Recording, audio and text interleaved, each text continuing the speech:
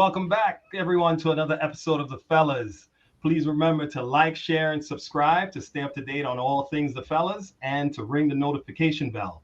Also, this episode, stay tuned for a chance to win a pair of tickets to see a free pair of tickets to see the movie F1.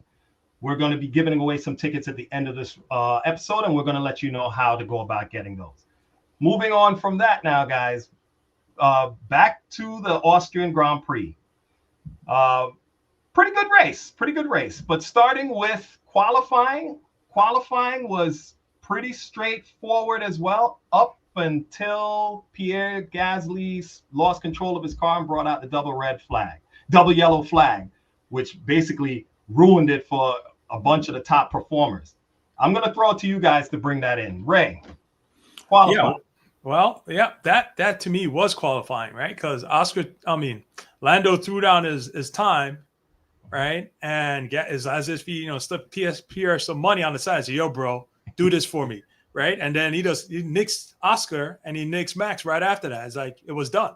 Yeah. That standing that they had before was a standing. So you know what I'm saying? The payoff worked out well. Yeah. You know what I'm saying? So Simon?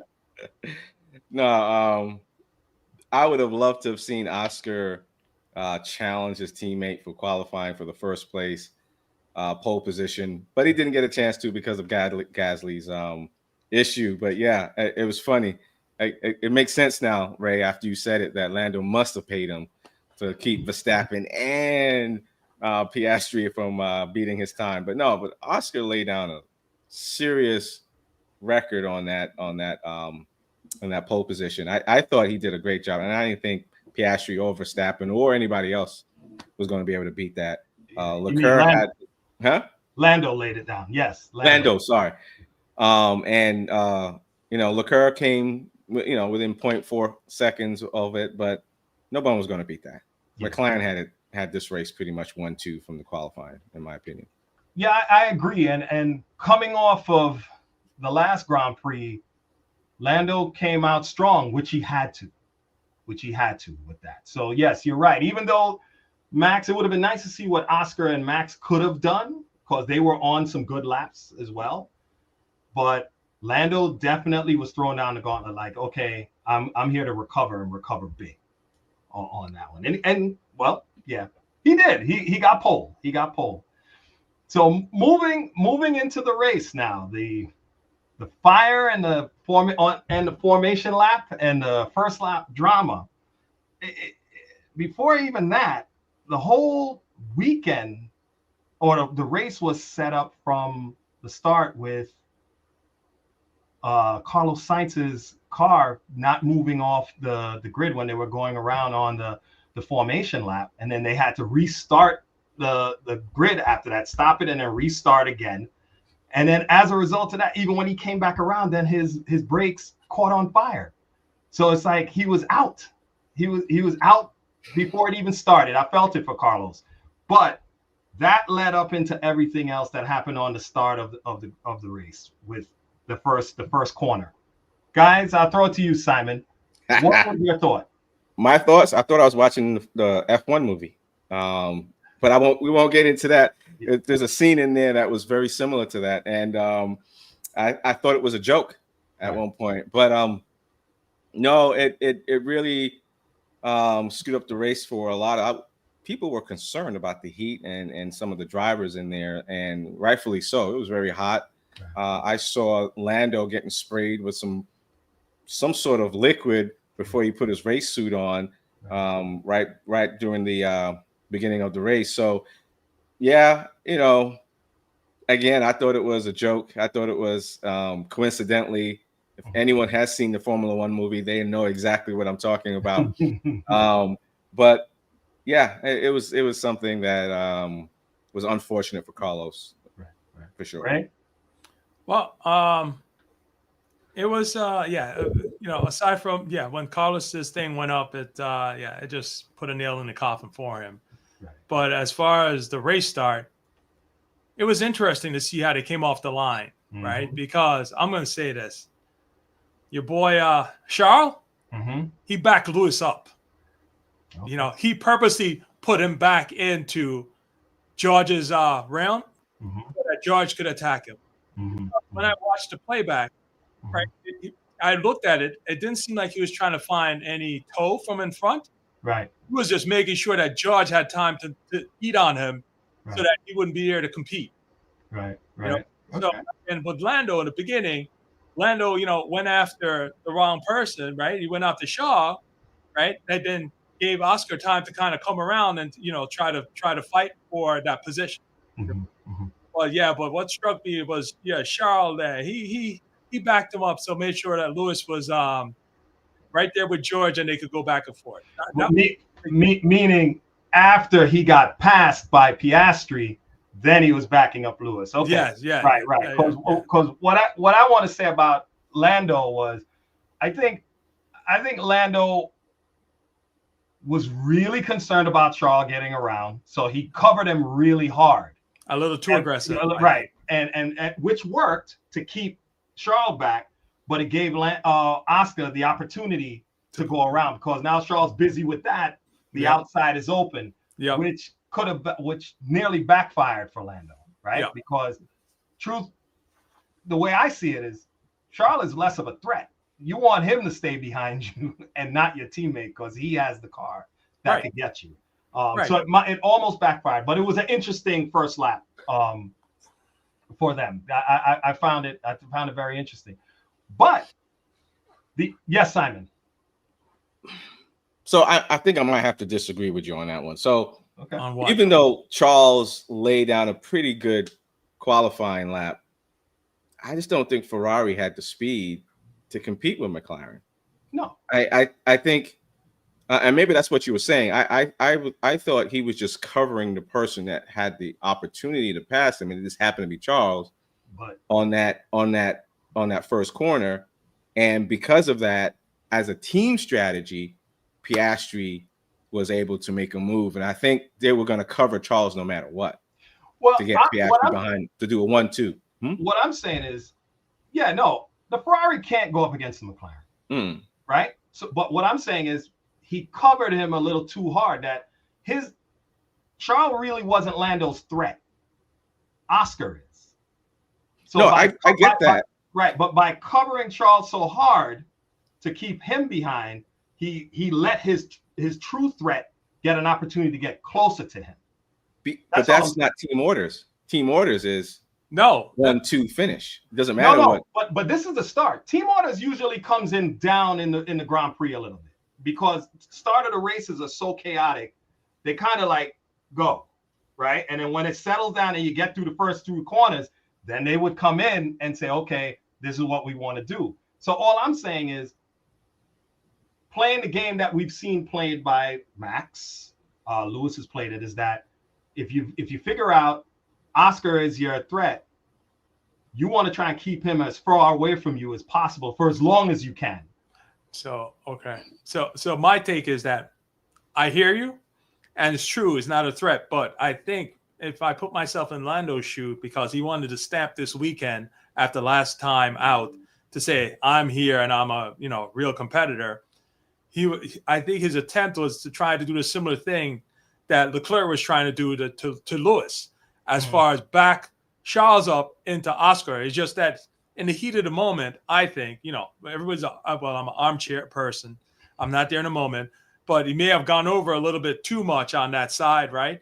And because I don't think Charles is a guy that if you give him just car width right there, he's still not going to dive bomb you in that corner, right? He's going to come out of it because he's looking at the long game too. Right. So that meant that, Lando could have stayed mid-track, right? And kind of watch what Oscar, kind of push Oscar wide, because, it's on the outside, right? But again, it was just in the heat of the moment. And that's what I thought he was trying to do, that what Leclerc was doing to Lewis, he was trying to do that and get what you call it there, get Leclerc in the beginning there to go after, to impede Oscar. Right. Go ahead, Tom. I hear what both of you are saying, but my thing is control. What can you control? How early can you control it? You can control to some degree better than you can during the race. Who's going to be behind you at corner 1, right? If you block off Charles and Piastri is able to come around you, you could control that a lot easier than during the race getting Charles or making sure Piastri passes Charles and you have that 1-2. I think the game plan is at the start. They always have start game plans. Whether it happens or not is totally on how everyone reaction time. But you can control that a little bit more than you control it during the race, especially with tire management and everything else. You can control blocking off Charles, Piastri come around. We put ourselves in 1 and 2 from the very beginning. So that's kind of how I see it. So could I just interject real quick? Yeah. But you're missing the key, right?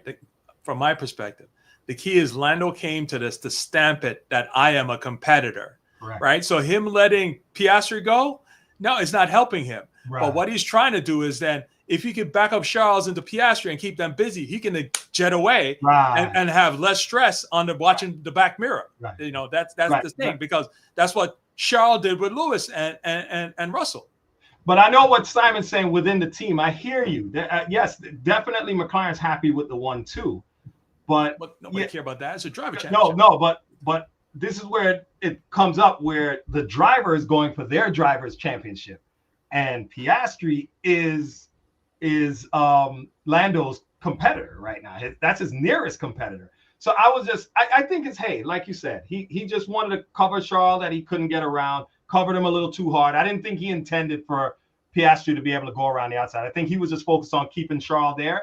But I'm just saying, if he, and it's easy to say after, if he hadn't covered him so hard on the inside, it wouldn't have given Oscar the opportunity to go around. But yeah, it happened, and we saw how it played out after that. You know, but it's just some of the chess game that we've seen played by some of the other world champions as they're coming up, that they're very aware. They're very aware of what's going on, and they're trying to make those chess moves to keep, you know, whoever they want back.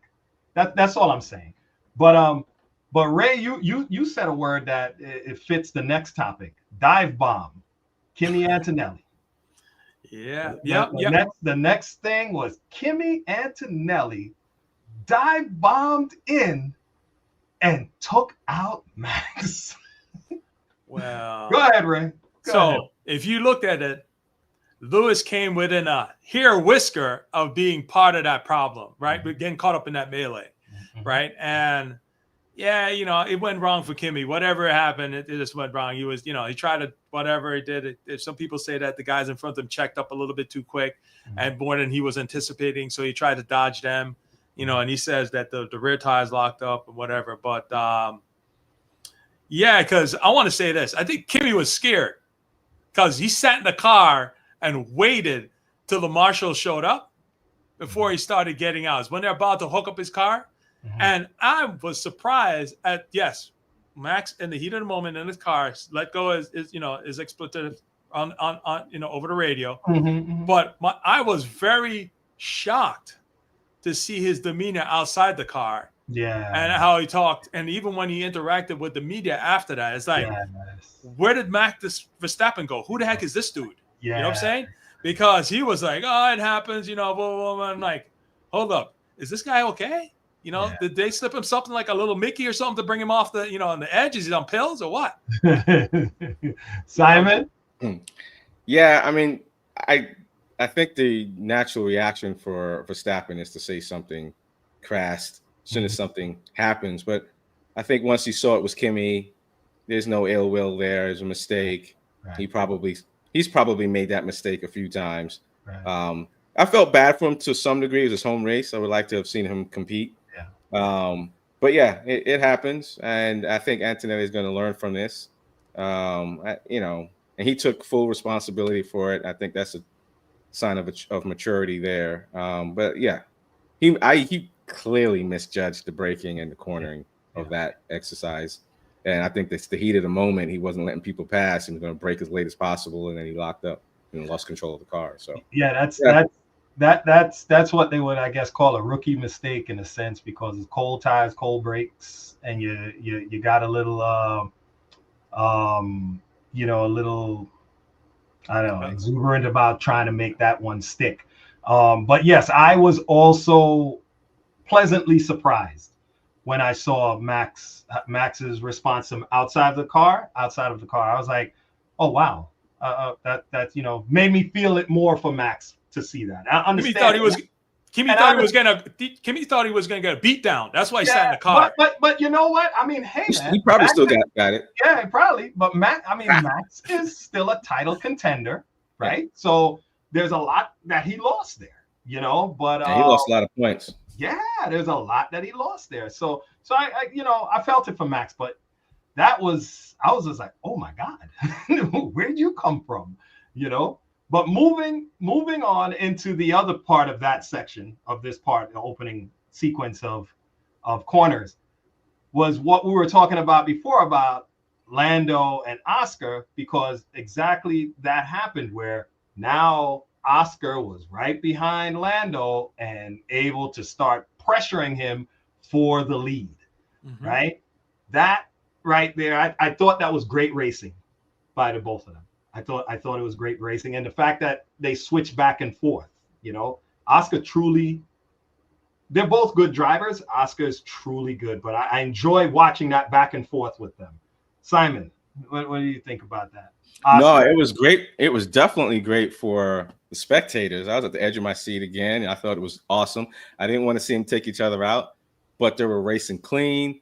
I think Piastri made a pretty brave move when he almost hit Lando in that last part, and the team had to come back and tell him to cool himself down a little bit. But it was great racing. I think that's what Formula One racing is about, going at it, keeping it clean. That's all we want to see is some great maneuvering. So I'm glad they did it. I'm glad McLaren is making them race and not being punks about it and, restraining their drivers. The drivers want to drive. They don't care if they have their teammates at this point, right? They see that as an adversary and they want to attack, and let them attack. They know the limits. They screwed up 2 weeks ago a little bit, but that won't happen again, right? So yeah, great for us. Probably stressful as heck for them. So, right. Well, I guess I got to go with Simon there on that as far, because I think the people on the pit wall were, they're puckering up there because, all that going back and forth is only one thing that would go wrong. And then that one situation where Oscar locked up the brakes and flat spotted his front tire, kind of send off the alarm bell to say, we can't have this happen again, because even when it impacted him, when Lando went in and pit and he was trying to make up time to do a differential do more laps to then stretch his tires further so he could, catch him back. He couldn't really do anything with the flat spot, right? So right. It messed him up big time. But now, what Simon said, from a spectator standpoint, it's good to see the racing on the screen. As I said before, you have the sophisticated racing. That's where you use undercut and all that other stuff. But as a regular fan, or a new fan, you want to see cars passing each other on track, and that's the more simplistic format of, gaining positions, as opposed to the other part of using, pit strategies in order to do that, right? I only reflect back to when I just started watching back in the day. Yeah, I was not smart enough to capture all the pit strategy thing, so I just had to let it go. Right. Okay. Well, I'll comment on my part on that in a second. We're going to move into strategy chess and midfield mayhem. I agree that what McLaren letting them race was good. That's what we want to see. But also, we saw a glimpse of how it can go so wrong when Oscar basically locked up, almost like you said, taking out Lando, which would have been horrible, right? That's not what you want. That goes back to, was it Austria that Lewis and Nico did that, where they had one where they took each other out? Wasn't that what you call it in Spain, right? It might have been Spain. Yes. Yeah. He hit the grass, came around, and they were both gone. Yeah. They were both, and that's not what you want to see. And we almost saw it here, because when I saw him slide in, I was like, oh my God, here we go. but thankfully they got away with it, and all he had was a flat spot, which compromised him from that point on after, because he wasn't able to capitalize on the free space that he gained when McLaren pitted Lando, because now he wasn't able to go any faster to capitalize on it. Simon, your thoughts on that? Yeah, no, I think that was luck in its finest, because you know, when you start sliding, you hit the brakes and you lock up, you don't really have control of the car. You really to gain control of the car again, you have to take your foot off the brakes. So I think there's a little luck there, and Lando took that corner pretty quickly, and Piastri was able to stop. So yeah, I that's why the team radio came on and say, hey, don't do that again. Yeah. That would hurt us big time, especially now with the gap of 61 points for Verstappen to Piastri. Yeah. That's huge. Yeah. Right? For him not getting any points this weekend was huge. Yeah. So yeah, imagine if both McLarens went out, it would have been a stalemate. Max's DNF wouldn't have counted negatively against him anymore. It would have just been a wash, you know. Exactly. But Ray, any more comments on that part, or are you? No, just that, you know, the flat spot. I keep seeing they had a picture of the flat spot on the tire, and there's like no way. Yeah, and I think he came across on the radio to say, hey, you know, I have a pretty big flat spot. So to set the expectation of what the pit wall was looking for to bring it back into perspective. But yeah, what he had there, I don't know how he held on to the steering wheel. So, you know, it's all right. Well, I've learned in my personal life, if you go fast enough, then it kind of comes out in the wash a little bit, but you to find an optimal speed where it goes smooth, you know, but anyway, but now it's, yeah, he made a mistake, and it's a good thing that they didn't spin out. Yeah. Now moving into this other piece, which was just a quick little radio blurb, at least from what I was watching it on, was Lewis and the pit wall. So Lewis said, I want to stay out. These tires are good. The pit wall came in and said, no, we want you to pit. He said, no, but the tires are good. Leave me out. And the reason why after the race, how that became, which proved Lewis was right? He knows what he's doing, was that Fernando and Liam also did a one stop and were able to get their tires to go to the end, right? And the question came up is, when you're looking at it, was Ferrari still got to work out a lot with their with the pit wall and the strategies and how they're working with the drivers, right? And then it makes you wonder, if they had left Lewis out and he was able to do it, he was going to finish ahead of Charles. Can I jump in? No, hold on. I'm just going to say he would have finished ahead of Charles. So we just don't know why. Like, is that the reason, or is that they still need to adjust? Go ahead, Ray. You're chomping at the bit. Ray, go ahead, Ray. You're chomping at the bit. Yo, Charles, their boy. You know what I'm saying? They're going to stack that deck to make sure that the boy win, because Lewis, if he had that in his mind, Lewis would have been to the point where he would not be exercising the tires as much. He's not demanding a lot for him, because he knows that, okay, once he comes in, it's my time to rock. So I'm going to need some tires onto me to make it move, because he was on the hards, right? So they want their boy to win, and for them it's Charles. So that's why they screwed him over. You know what I'm saying? Well, so we can't discount what you said. Go ahead, Simon. No, I believe the same thing. I believe they were protecting Charles, deservingly so. Oh, he's really? been there for 6-7 years. He's the man. He's the number one driver at Ferrari until Lewis takes it, and Lewis hasn't taken it all year, right? And if Lewis's point was correct, you got to change the strategy. Both of them don't need to be on the same strategy, tire strategy.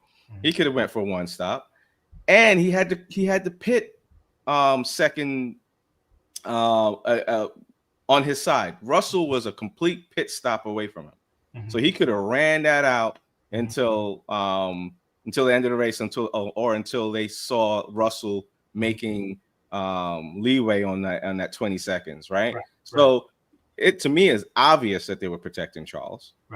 Right. And I believe if they didn't discuss it during the during their sessions and during their meetings, then I'm assuming plan A, plan B, and plan C was already discussed. Right. And this was probably plan D because Lewis saw his window. Right. And they're like, no, we didn't discuss this. Right. This is what we're gonna do. Right. You and I, Ray, can disagree all we want. There's a lot of money at stake on these, especially on the championship constructors at this point. I can't discredit that, and that's what I thought. That I was like, wait a minute. So there are times when the drivers can call it from the seat.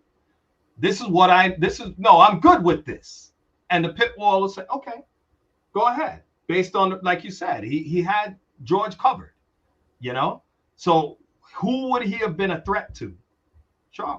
Charles. That's it. Right. There is no other scenario why you wouldn't need him to come in. Right. Exactly. So I was like, wow. Go ahead. You're chomping. Yes, because you know what? He's a good, how can I say? He's a British person, right? And he wants to be a team player. He come in because remember, 2024, Sai says, no, I'm staying. And he stayed. Right. So, but Lewis is trying to integrate with the team and he's getting screwed at the same time. Yeah. You know what I'm saying? So, at some point he's going to have set up, you know what? Forget you, bro. It's about me. That is so easy for us to say, man. We're not in that team meetings. We don't know what his long-term goals are with the team. We don't know what the conversations are. I can easily say from the seat I'm sitting in right now, I would have stayed out. Okay. Easily. Okay. Now I'll say this. Okay. However, we don't know what seat he's sitting in. Okay. We don't know what seat he's sitting in, but I look at it from the standpoint, you started a new job. Yes, you're one of the top guys in your field, but you're in a new environment. I don't doubt that Lewis probably had the thought like, screw this. I'm going to stay out here and do this.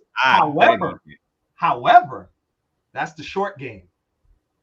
Because if you new guy, you don't know the lay of the land. You're still learning it. You don't know who's who. Your team has to trust you.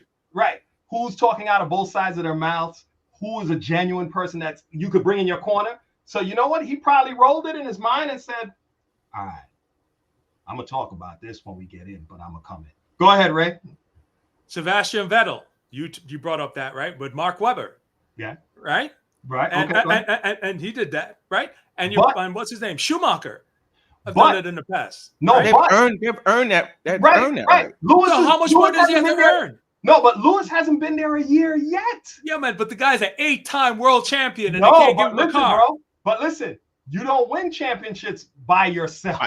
You need a team. So I think it was messy. I think they were favoring Charles.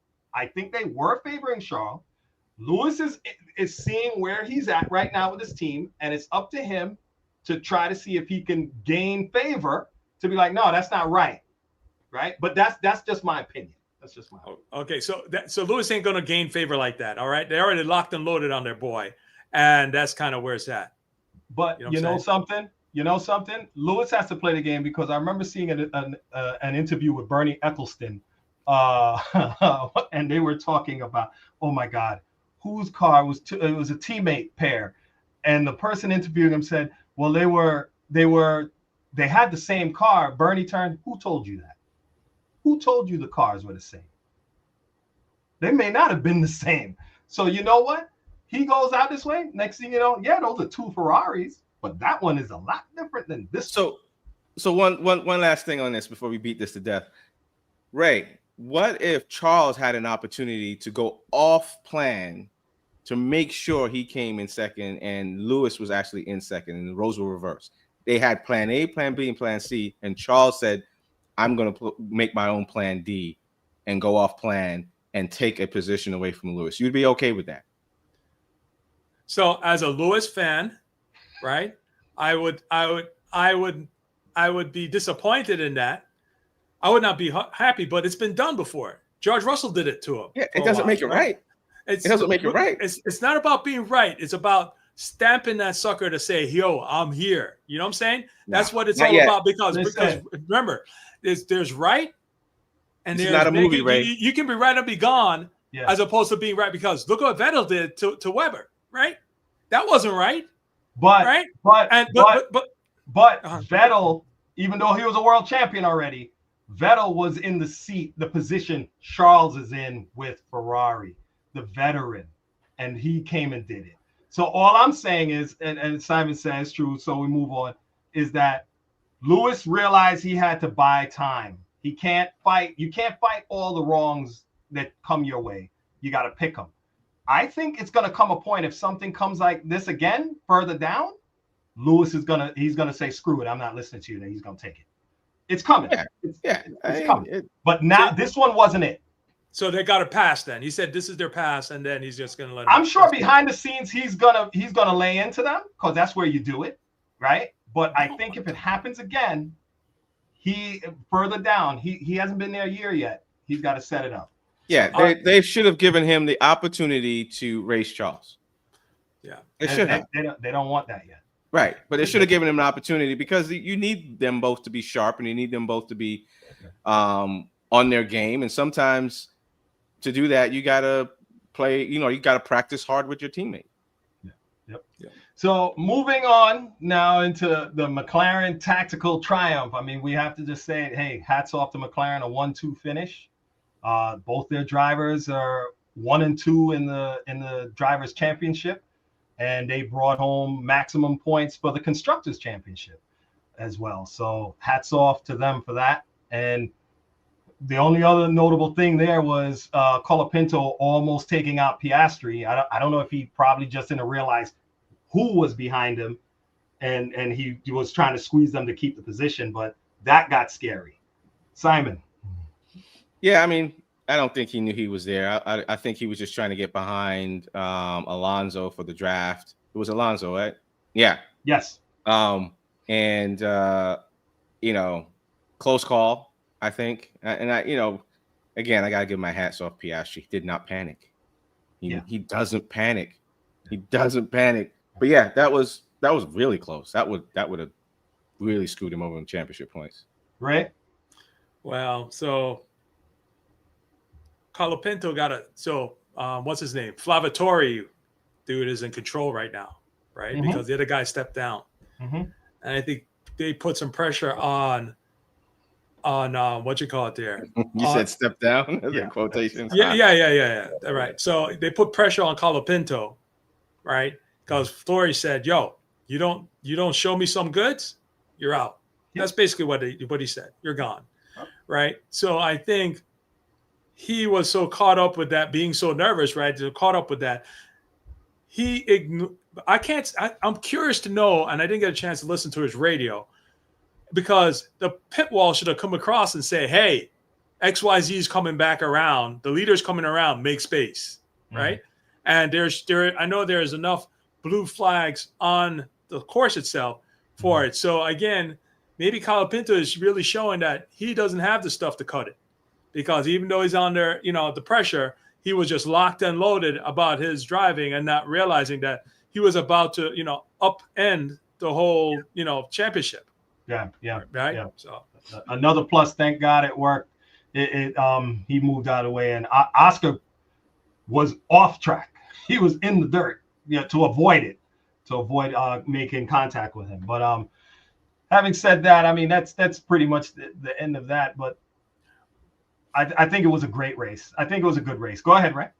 One more thing, since we're at the end, I'll just mention this. I had an emotional moment in this race. Mm-hmm. And the emotional moment was at the end of the race when the cars came in, they panned to Lewis. And man, I broke down. The way he was looking at that screen is that the dude was saying, what more, God, do I need to do for me to, get my fair shake on this stuff? You know what I'm saying? So, and I just needed to put that out there, because it's not something I expected, but it was real emotional for me, because, oh man, it just came over me that he was just looking at it like, what I got to do. Well, listen, Ferrari is a historic team. The Ferrari team that's there now needs a lot of work. Again, the best they were was during the Schumacher era. And I won't say it in the language or the terms or the wording that they used on air, some commentators during that time, because we're in different times, but they need to get they might need to change a few people on the pit wall or so on to try to get this together, because that's what Michael did. He brought in people to the Italian team that were top in their field, and he solidified that, and he did his part. Lewis is racing for them, so yes, they operate the way they operate, but there's a lot of other stuff in there, and there's always, like Simon and you guys are saying, if you're their boy, you're their boy. I got a guy, right? I got a guy, they got a guy, they got their guy. So you got to go through a lot to change their mind about that guy. Go ahead, Simon. You seem like you had something. No, it's a fugazi. No, but yeah, I don't think that they're that bad off. There are things that they can fix, but they're second in the championship points. Guys, they're second. Yes, it's 210 versus 209 versus Mercedes. I get it. McLaren is just on another level. McLaren is where Red Bull was the last 3 years, right? There are things that they can fix. There's perfection all the way around, yeah, but they'll get there. And as long as they're improving, and Lewis said that after the post interviews, he said that they're improving. This is the best finish he's had this year. Yep. Right. Yep. Let's just see where they end up. Right. To me, it's next year. This year to me should be.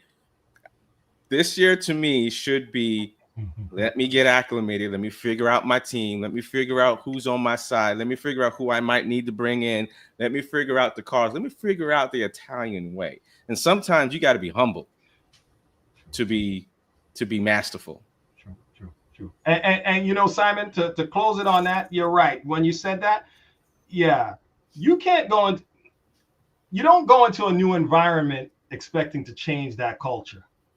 Right? What you really want to do first is to see how you could fit in to the culture, gain some support from key people, and then you can go about gradually shifting the culture if that's what needs to be done.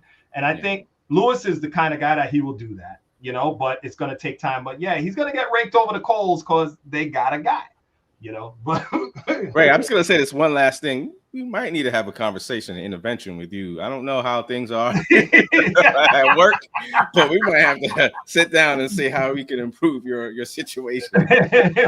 So are you burning bridges over there, my man? So on that note, and as we know, the finishes, the top 10 finishers we know, like Lando, Oscar, Charles, and stuff. But what I wanted to comment on was the fact that in the drivers' championship, that Oscar is he's now what, 216 points?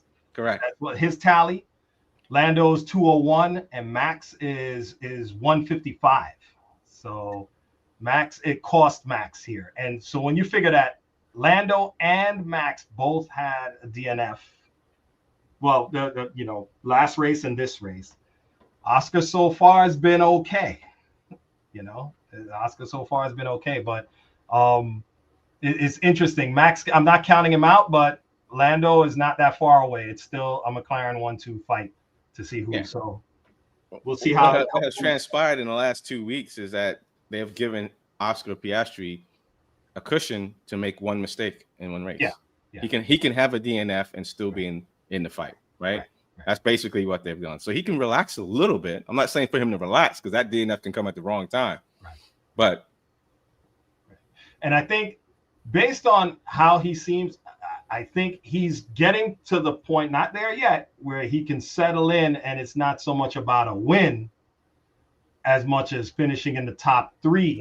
If you can't get the first, second or third, I'm saying championships are won by points. We're going back to Ray. We're going to have an intervention after the show. Championships are won by points. So he's not there yet, but he'll get to a point where it's be like, okay, these guys are dicing for the win. Go ahead. Let's say Max's Red Bull comes back on a couple tracks. Oscar may not be able to go after him. It's okay. If Max wins and he finishes second, it's still good for him here and there. here and there. That's all I'm saying. I think he's going to start playing the points game soon. Ray, go ahead. Man, sure. All right. Well, Oscar, you're going to have to. Yes, he's got to play the long game. I'm there on that. Yes, for sure. You know, it's all about strategy now. Yes, you want to win them all to put your stamp on it, but he has to play the long game. So as long as he beats, what's they say? You know, if a bear chases you, you just got to make sure you're faster than the slowest guy so you don't get eaten. And that's basically what Oscar is doing, is that he's got to be faster than the guy that's closest to his points, and that's all he cares about. Yep. You know. Yep. So so in the team standings again, we have McLaren 417 points, and Ferrari's 210, with Mercedes 209, and poor Red Bull, that 162 is all max. All max, all right? Max. It's all max. All max. So, to me, looking at that, Ferrari is okay. They should be doing better, especially how they finished last year. They finished pretty strong last year, but they could be worse too. And you know, once Lewis starts, I mean, if fourth place becomes a norm, third and fourth place becomes a norm for Ferrari, I dare to think what's going to happen in 2026. So what you fail to understand, that 2026, everybody's coming from a sheet of music that they know nothing about. Yeah, it's a level playing field. So it's just going to be the team. Yeah, listen, the their engineering don't mean jack until it touched the road and you put a driver in there to go drive it. This is where the opportunity is, because this recipe has been so exhausted that the points for where you have problems are very minimized. Whereas, yes, they may be lucky next time when they come out and be in the front, but then, you know, more likely than not, they're not going to be anywhere near where they need to be. So this is why it's important to strike now, so that you can give time for next season, for the new regs to come in, for the team to catch up and figure out what's going on. That's all I'm saying. Fair enough. Yep, fair enough. But moving into that, I mean, moving on to the rookie performance, I have to say that the guy for this race was Liam, and I was happy to see that Liam put in a strong performance there. And I mean, we know he also they took that alternate tire strategy, because the strategy was a two-stopper with variations on the compound, whether the soft was thrown in or not. Hajar is the only one that did the soft to start, and they quickly dumped it after that because it wasn't the way to go. But Liam did well. I mean, for this race, Liam he's the top guy. Kimi, sadly, he crashed out, and I think that's a negative check mark for him. How that one happened, I think it's not a good look for him. And Bortoleto had a good race too. You know, he was fighting with Alonso, right? His boss. Yep. Trying to pass his boss. Yep. Playing with Alonso, and Ali finished right outside of the points. But Liam, for sure, that I was pleasantly surprised, you know, to see him, and I was happy for him. Any comments on that, guys?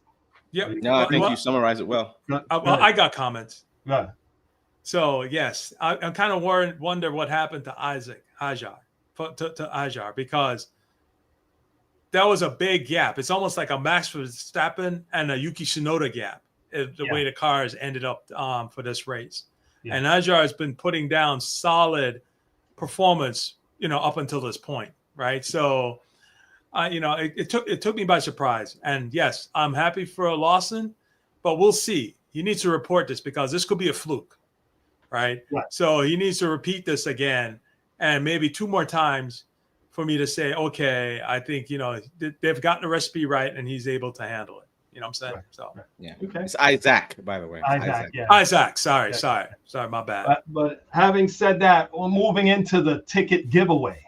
So if you guys haven't seen the trailer for the movie F1, we're going to roll it now. Take a look. So you like straight talk? Straight as an arrow, no sugar. Why are you here, Sonny?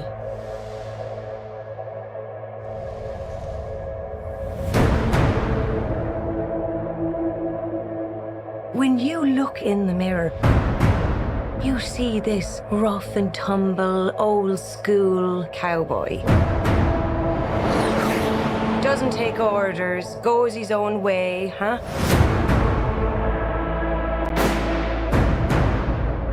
A lone wolf. Well, I've news for you. Formula One is a team sport. It always was. Listen, let's get this straight. We all lose our jobs if you can't pull off a miracle. No pressure. None. The only question here is, why did Sonny Hayes come back to F1? I think it's really wonderful that Apex are giving second chances to the elderly. It's all right. You're just worried I'm quicker than you.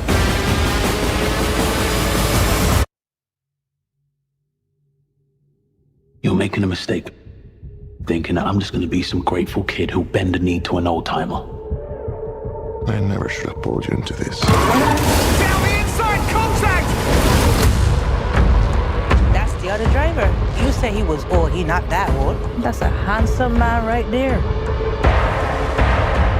What's he doing? Plan C, be ready. Just gotta hope for some lucky breaks. Hope it's not a strategy. Anything else, Professor? Drive fast. Ever seen a miracle? Not yet. How do you think I'd feel if you die on the track? 3 laps. 3 laps is a lifetime.